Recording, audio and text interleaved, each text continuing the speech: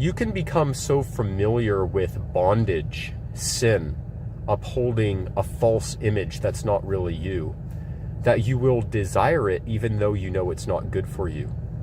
A lot of movie actors, famous people, musicians have spoken of this. Bondage to money that doesn't really bring them happiness.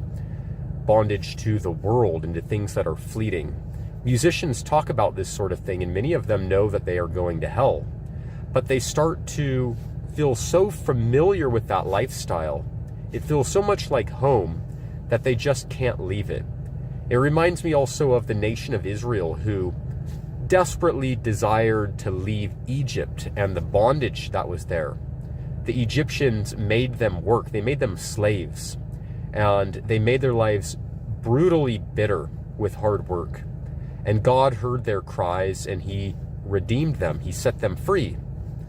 But as soon as they were free and they were going through the wilderness to the promised land, they began to complain against God and against Moses, saying, at least we could have died in Egypt where there was water and food and we had everything that we needed. They wished for their bondage.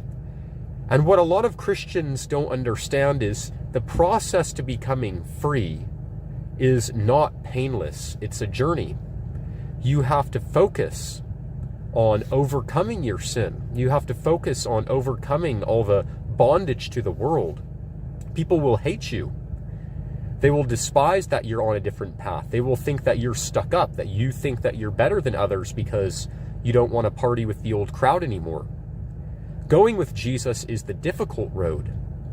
And if you step out of the world, just know that the world may retaliate and that Satan may use everything possible to make you want to go back. He will make you think that the bondage to the old life is actually your home. You should just go back there because you had everything you needed and bondage and sin wasn't too bad anyway.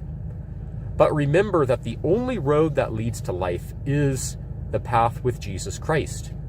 And we will have to go through pain, suffering, trials, tribulations. We will have to go through a lot of problems on the straight and narrow path in order to overcome the demons of this world. But those of us who have met Jesus and that know he is the better way, we're willing to go through that because we know how wonderful Jesus is. We want to be part of his kingdom. We want to be his son or his daughter. So I want to encourage you to keep on the straight and narrow path. Don't go back to the bondage because it seems easy or it seems familiar or the devil has told you just give up. It's easier to go back to Egypt. We need to leave Egypt permanently, never look back, not to turn back like Lot's wife or as many of the children of Israel did and died in the wilderness. We need to go through the wilderness all the way to the promised land. Are you enduring with Jesus or are you looking back? May the grace of Jesus be with you.